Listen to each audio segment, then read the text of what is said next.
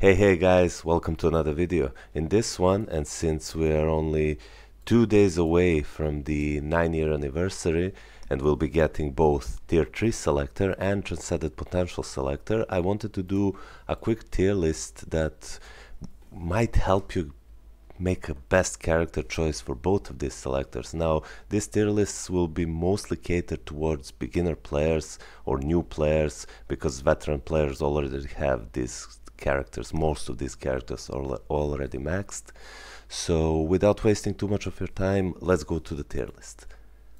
First, let's cover the tier 3 selector we are getting. So this tier list will be somewhat different than most of the tier lists, as there are no characters tiers like S tier, A tier, B tier and so on, but rather categories of what I believe are the best picks if you need a DPS character or a support and or leadership character. Now, I'm aware that there are more characters in these selectors than the ones I listed, but the characters that are not on this list are simply not worth your resources at the moment.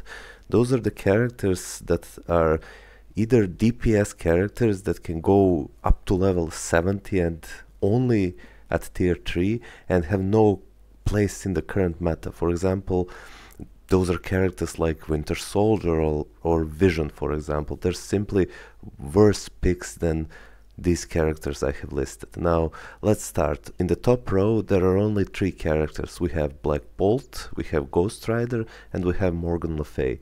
These characters require seasonal uniforms, and I only suggest picking one of these characters if you have their seasonal uniforms as listed here. So Halloween uniform for Black Bolt, Ghost Rider, and the Morgan Le Fay. And for whatever reason, you don't have them at tier 3 at the moment of getting this selector.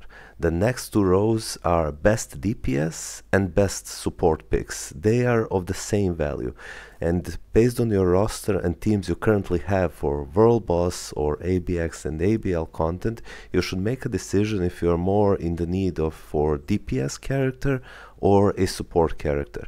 You won't really regret picking any of these characters, as all of them are great in certain types of content. For example, Sharon Rogers and Iron Man are great characters for World Boss content for new players.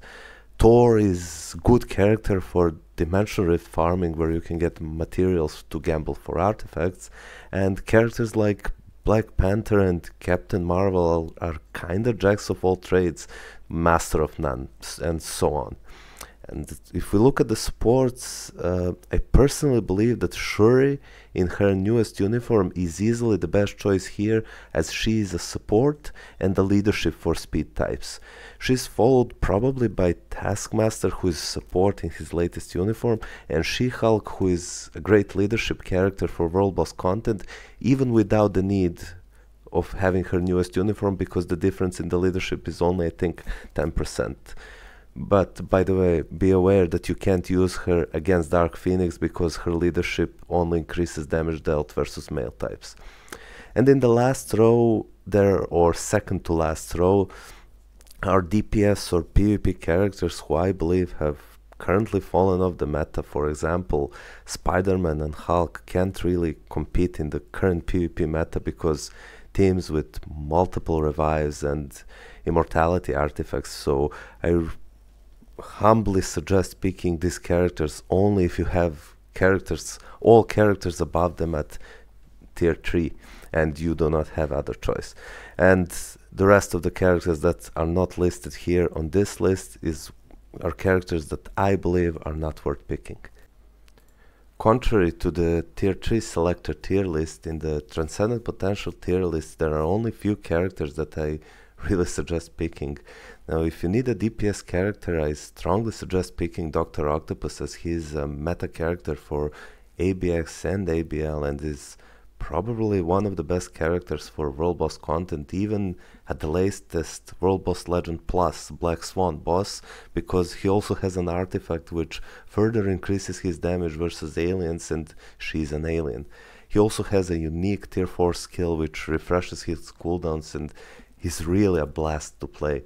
Alternatively to Dr. Octopus, and especially if you do not have Luna Snow and her seasonal uniform, you can pick Spider-Gwen, which, by the way, I've been mistakenly calling Gwenpool in my previous video, so I apologize for that. Now, Spider-Gwen is a good alternative to Luna Snow for modes like ABX and ABL, and as well as world boss content really, and she can be played with a single skill damage proc, unlike Dr. Octopus, who needs a CTPF rage. Gamora is also a good choice here. You won't make a mistake by picking Gamora instead of Spider-Gwen. And if you need a support character, I suggest picking Sif, who I believe is overall best character here, followed by Titania, then the Beast, and Medusa in the last spot, in my opinion at least. Now we have Moon Knight and Shadow Shell. They're here. I listed them as an alternative DPS picks. They're not bad characters by any means, but when you have a choice between a character like Dr. Octopus and Moon Knight, or Spider-Gwen and Shadow Shell, it is clear that Doc Ock is superior to Moon Knight and Spider-Gwen is better than Shadow Shell. So unless you really like these characters, there is no reason to pick them over the above mentioned characters, so Doc Ock or Spider-Gwen. The rest of the characters in the Transcended Potential Selector are, in my opinion, not worth picking, so I did not list them here. I didn't want to waste your time, so just trust me, they're not worth picking. Now, keen eyes will probably notice that I left out Storm from the Tier 3 Selector, and I left out Angel from the Transcended Potential Selector, and there are a few reasons. The first reason is, in case of Storm, well, in case of both of these uniforms, they're seasonal uniforms, so you can only get them once a year.